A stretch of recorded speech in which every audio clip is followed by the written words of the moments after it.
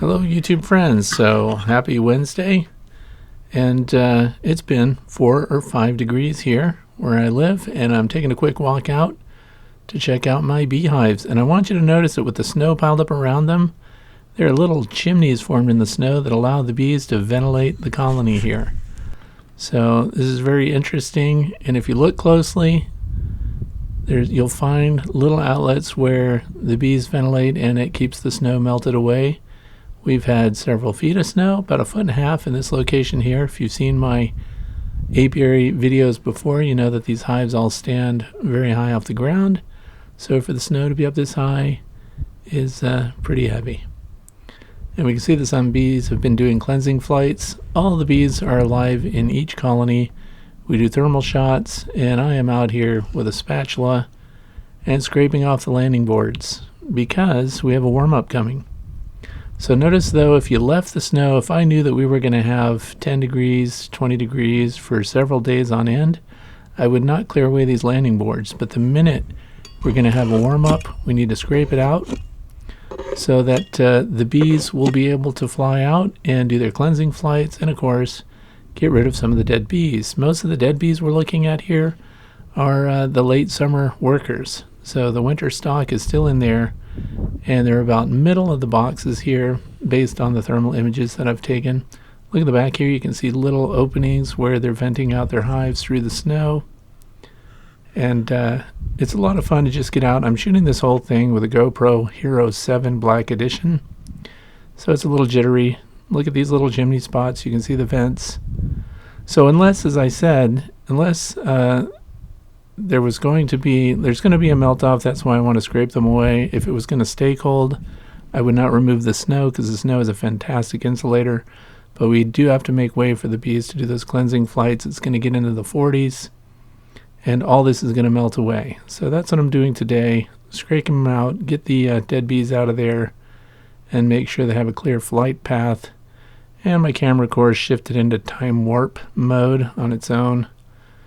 I'm pushing the buttons with my mittens here, so I messed that up. Sorry about the jittery action. Time warp is kind of a time-lapse sequence here at 2 times normal speed. Anyway, I'll go back to normal here in a minute. This is a standard flow hive bottom board there. You notice they have that raised ridge there, so you really can't scrape the bees out very well.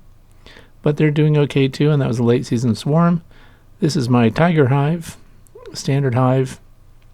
I'm also going to scrape off the landing board here, but you can see they are already vented on their own. And we're going to make sure that they can do a cleansing flight. There they are. Lots of dead bees on the snow there. But the colony is still strong. The numbers are still high. So if we can just get this camera. There's also my electric fence. Electric fence is off this time of year. Now we're back to normal finally. Thank goodness. Now this is a Norway spruce tree, which provides shelter for the birds. And that tall skinny box there is a winter roost for the birds. So like black-capped chickadees, titmice, things like that are going in there to shelter from extreme weather, which we have had recently. We've had wind chills in the -20, -30 degree range. Here's a blue spruce, Colorado blue spruce, covered with snow. Again, makes a great insulated area for the birds.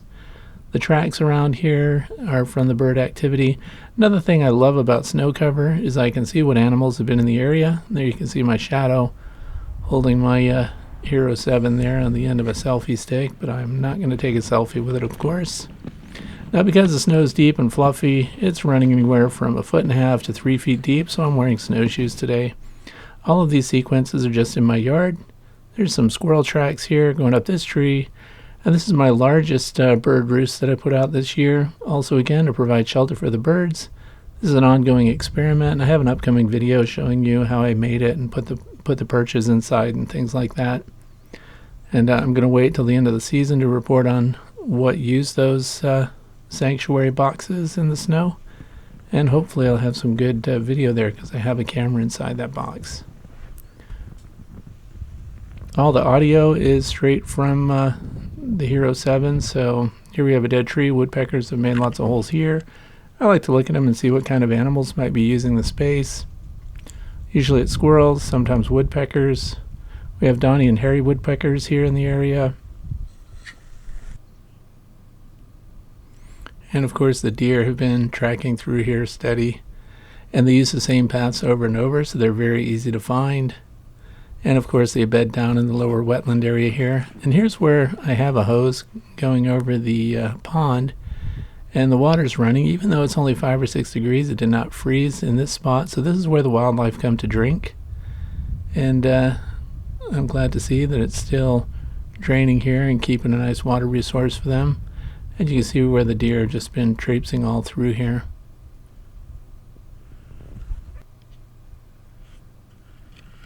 And that's one of my chicken coops off to the right there. Chickens are all doing great. The pond is frozen over. This pond is only 120 feet across the top. And of course there's a wood duck house there sticking up with a predator guard on it.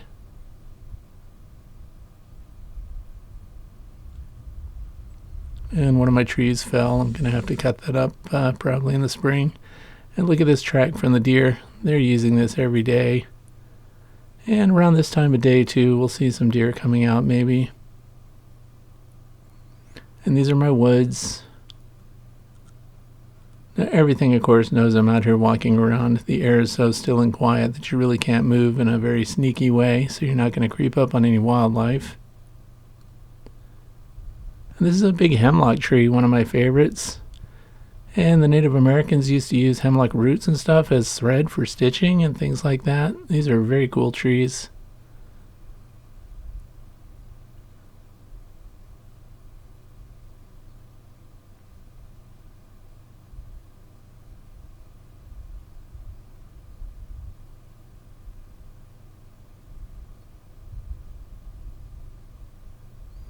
The advantage here today is while I'm out here, the wind is not strong. You can see little squirrel tracks, some mouse tracks in the snow here as well. A lot of small mammals here. If I were out at night, I would see more. I did come out. I wanted to record sounds of owls and things at night, and didn't get much recently, so I'll have to get back out here and try again with better audio gear. I'm not super impressed with the audio in this Hero 7. And look dead center there, the frame, if you can see it, there's a deer. And because I can't zoom in with the GoPro, you'll just have to see a little speck there. I'm going to try to walk towards him a little bit and see what happens. Oh, there it goes. It's just a doe. And then I'm going to sit against this tree deep in the snow. It's amazing how insulating the snow is when you have the right gear on. Here's my snowshoes. I'm just going to sit in this corner and see if I can see any wildlife. Thanks for watching my video. Clear those landing boards and get those dead bees out to make sure that your bees can do a cleansing flight this winter. Thanks for watching as always.